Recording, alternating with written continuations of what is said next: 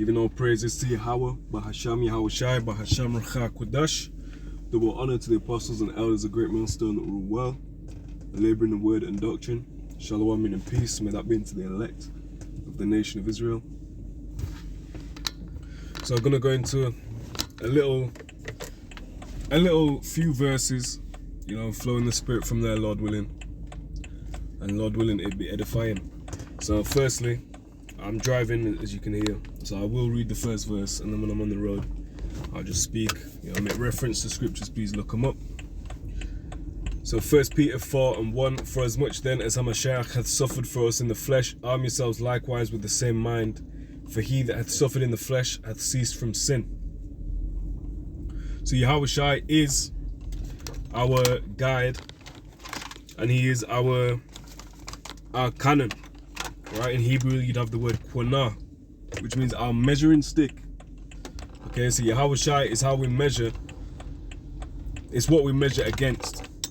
He is the I don't know if I'm using this word correctly, epitome. Right, like the top is what the top is what I'm looking for. A word for that.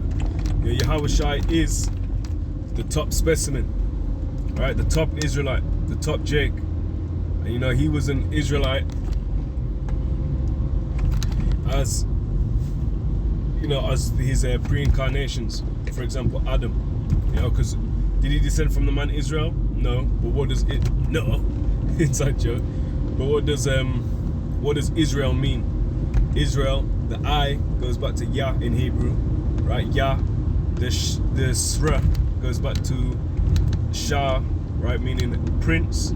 And then the Ale goes back to Allah, meaning power, is where you get the Arabic term, or the term the Muslims use for their God, which all it means is God. It's just as simple as that, as simple as power.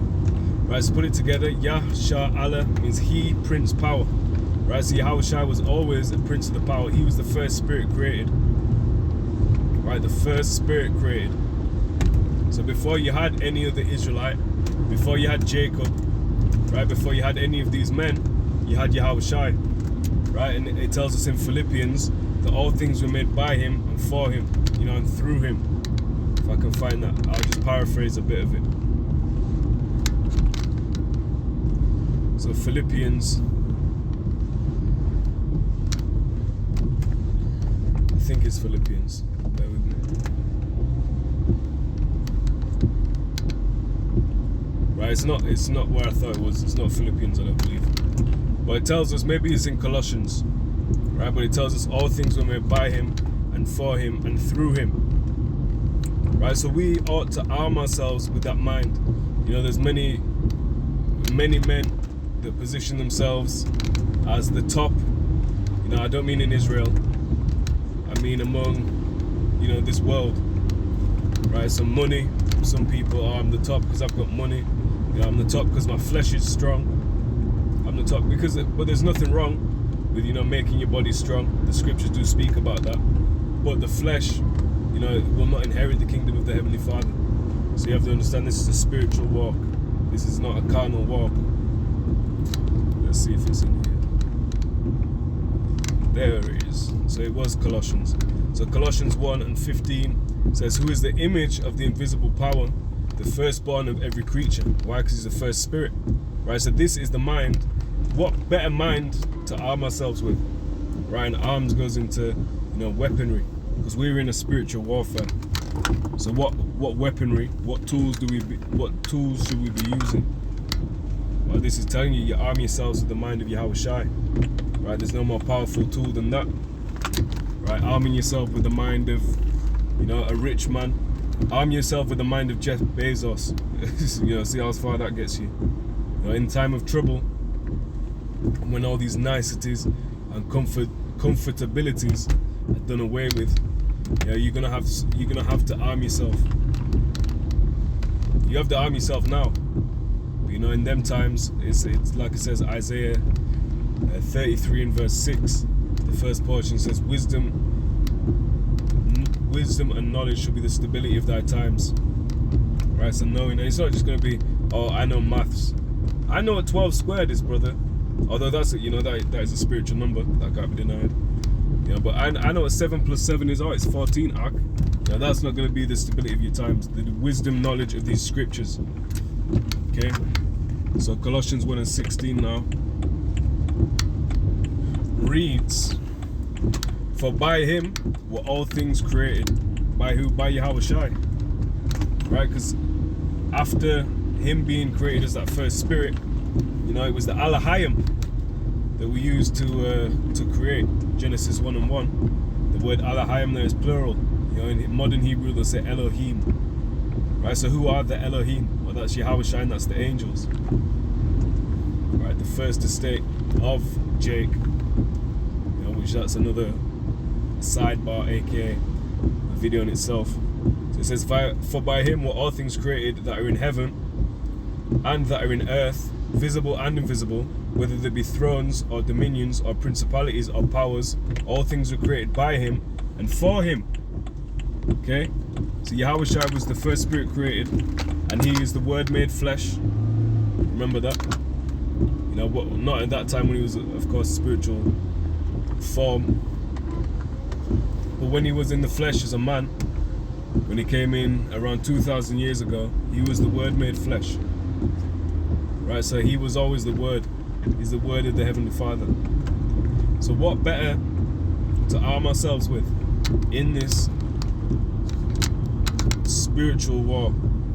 2 Corinthians 10 and 4 says, "For the weapons of our warfare are not carnal, but mighty through the Most High, to the pulling down of strongholds, casting down imaginations and every high thing that exalteth itself against the knowledge of the Most High, and bringing into captivity every thought to the obedience of Hamashiach."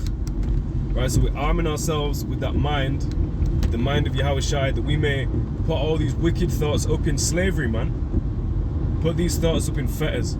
You know, these wicked adulterous thoughts, you know, that our flesh has, you know, and every other thought for that matter. Okay? Every thought. Oh, Scientology. No, that's going in, you know, mental slavery. You know, and our people have been put in captivity in their mind. Right, so all of them wicked thoughts, they need to be brought into captivity under Yahawashi. Right, because he is the way, the truth, and the life, and the light of men. You know, the truth will make you free. That's the way to come out of captivity. You know, it talks about us having access by faith into this grace. You know, and you can't take that for nothing. Right, we use that to access eventually life eternal, Lord willing, would be those men, women, and children. Okay? So we have to use this for the right. It talks about not using your liberty for a cloak of maliciousness as well. You know, not just because you can do something means you should. Okay? But that's the thelema. You know, is the spirit that's pushed out by this kingdom, Babylon the Great, United States of America. You know, if you can do it, and if you want to do it, then do it. You know, it's all about making you happy. You know, if you're happy smoking crack, is that expedient? Well, again, according to this, well, they don't explicitly say that, but the whole thing is do as you wish. You know, which is an Aleister Crowleyite doctrine. And then you can read Ephesians, the 6th chapter as well. I won't read it just now. I'll try to keep this brief to the point. You know, arm yourselves with that same mind, man. Arm yourselves with the mind of Yahawashi. And everyone else, you know, they get their tanks, their guns, their nukes. Man, guess what? Nothing is going to beat the elect. Right? And that all starts with faith. Yahawashi spoke on faith as a grain of mustard. Right? A mustard seed, which is a very small seed. You know, I'd heard that parable time upon time. I never looked at a mustard seed. Okay? Well, a mustard seed is very small. Like Yahawashi said, you know, ultimately it's going to bring forth the most marvelous plant, you know, the kingdom. And we access that by faith, man. So arm yourselves with the right mind. Okay? On to the next one, Lord willing, inshallah.